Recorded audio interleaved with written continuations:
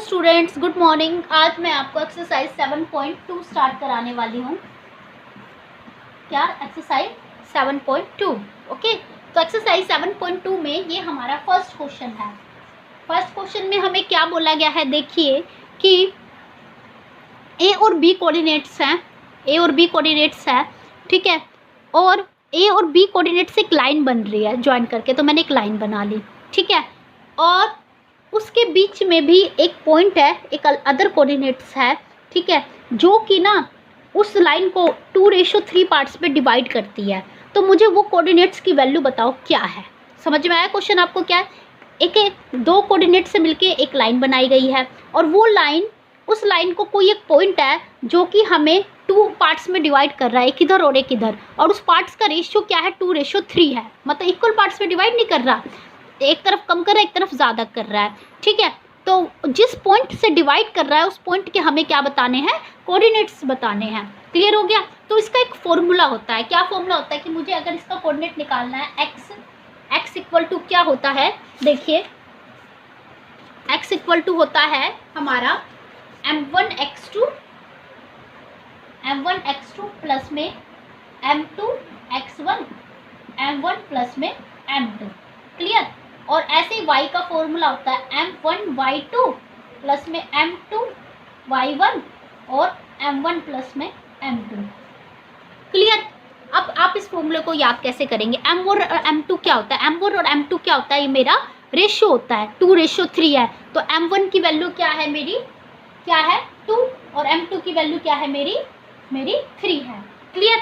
और x2 x1 ये तो पता ही है, ए कोऑर्डिनेट्स को x1 y1 होगा, ये मेरा क्या होगा x1 y1, और ये मेरा क्या होगा x2 y2 होगा। और आपको ये फॉर्मूला कर लेना है। फॉर्मूले में ऑब्वियसली बात है, अगर पहली स्टार्टिंग m1 से हो रही है तो दूसरा 2 होगा x2, फिर दूसरे में 2 है तो 1 होगा, और नीचे m1 प्लस m2 फिक्स है, ठीक है। तो आइए इस क्वेश्चन को करते हैं। तो मेरे x के कोऑर्डिनेट, x क्या होगा, मतलब c के कोऑर्डिनेट्स x की वैल्यू क्या होगी, m1 2 मल्टीप्लाई x2 की वैल्यू कितनी है 4 प्लस में m2 कितना है 3, x1 की वैल्यू कितनी है -1, 2 + 3 5। तो कितना आ जाएगा हमारा 4 2 8, 8 - 3/5, 8 - 3 5/5, आंसर कितना आ गया 1। तो x की वैल्यू कितनी आ गई 1। अब y के निकालते हैं, m1 2, y2 कितना है -3, ओके, प्लस में 3, y1 कितना है 7, और ये कितना आ जाएगा 5, -6 प्लस 21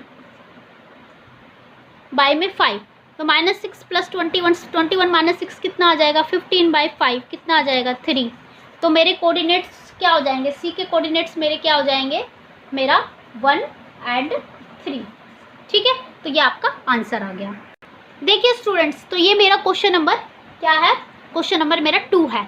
इसमें भी हमें एक लाइन दिया हुआ है, लाइनिंग कोऑर्डिनेट से मिलके हमें एक लाइन बनी है।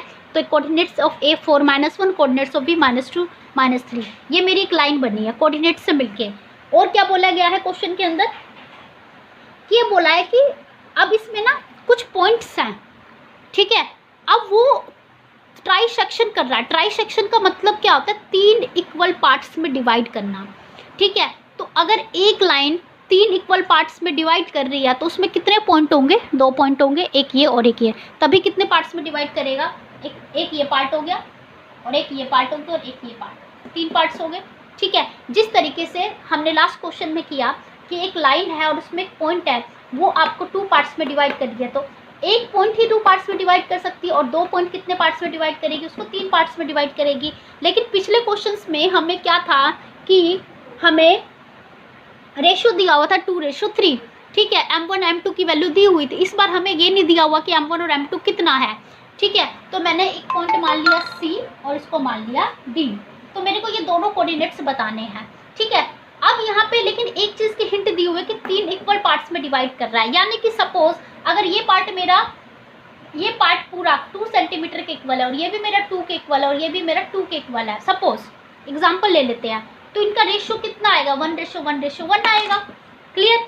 अगर ये 3 में भी डिवाइड करती इक्वल पार्ट्स का मतलब इसका गैप, इसका गैप, इसका गैप इक्वल है, तो जितना भी गैप होता है उनका रेशियो निकालते 1:1:1 आता है। इसका मतलब ये भी 1 है रेशियो, ये भी 1 है और ये भी 1 है, ठीक है। क्लियर हो गया आपको? यानी कि ये जो 2 पॉइंट्स हैं ये 3 इक्वल पार्ट्स में डिवाइड करें, 1, 2 एंड 3, तो इनका रेशियो कितना है? 1:1 है। ये चीज़ आपको कंसेप्ट क्लियर हो गया? ठीक है। अब सी के कोऑर्डिनेट्स निकालूंगी। सी के कोऑर्डिनेट्स क्या होंगे मेरे? x इक्वल टू, जब मैं सी के कोऑर्डिनेट्स निकालूंगी तो इधर का रेशियो कितना आ रहा है? 1, और इधर पूरे का रेशियो कितना आ रहा है? 1 + 1 2, तो यानी कि 1:2 आ जाएगा। ठीक है। m1 की वैल्यू क्या हो जाएगी? 1, और m2 की वैल्यू क्या हो जाएगी? 2। इस बात को ध्यान रखिए। ठीक है। तो c के कोऑर्डिनेट्स में x y निकालती हूँ तो x क्या होगा? m1 यानी कि 1, x2 यानी कि -2, प्लस में m2 यानी कि 2, x1 कितना है? 4 है। अब m1 + m2 3। ठीक है। तो -2 प्लस में 6/3, तो कितना आ जाएगा? 4/3 आ जाएगा। क्लियर? अब y के निकालती हूँ तो y का क्या हो जाएगा? m1 y2 -3 प्लस में m2 y1 -1। ठीक है। 3, तो कितना आ जाएगा? -3 - 2/3 -5/3। Okay. So okay student, but यहाँ पे एक मिस्टेक होगी, 4 2 8 होता है, तो 8 - 2 कितना हो जाएगा? 6/3 कितना आ जाएगा? 2। ओके। तो मेरे कोऑर्डिनेट्स कितने आ गए? 2 एंड -5/3 आ गया। क्लियर? ठीक है। ओके। अब हम क्या करेंगे, जिस तरीके से उसके कोऑर्डिनेट निकाले, अब इसी तरीके से हम डी के कोऑर्डिनेट्स निकाल लेंगे। डी के कोऑर्डिनेट्स क्या होंगे देखिए। अब जब मैं डी के कोऑर्डिनेट्स निकालूंगी, यानी कि इसके एक्स वाई निकालूंगी, ठीक है, तो डी का कोऑर्डिनेट्स में रेशियो क्या होगा? अब इधर कितना है रेशियो? 1 + 1 2, और इधर कितना है? 1 है। 2:1 हो जाएगा। ये चीज़ समझ में आ गई आपको? 2:1 हो जाएगा। अब x इक्वल टू निकाल लीजिए। x डी में एक्स वाई के कोऑर्डिनेट्स से x के निकाल दूँ। m1 की वैल्यू अब 2 है, x2 कितना है? -2, प्लस में m2 1 है, ठीक है, और x1 कितना है? 4 है। 2 + 1 3 है, तो -4 + 4/3 कितना आ जाएगा? 0। ठीक है। y के कोऑर्डिनेट्स निकाल लेते हैं। 2 × -3 प्लस में 1 × -1/3 -6 - 1/3 कितना आ जाएगा? -7/3। तो मेरे कोऑर्डिनेट्स कितने आ गए? कोऑर्डिनेट्स ऑफ डी कितना आ गया मेरा? 0 एंड -7/3। तो this is the answer. Okay. So हमने 2 कर लिए। क्वेश्चन नंबर 3 आपको नहीं करना है, कल हम क्वेश्चन नंबर 4 से स्टार्ट करेंगे। ओके। मंडे तक हमारा ये एक्सरसाइज कंप्लीट हो जाएगा।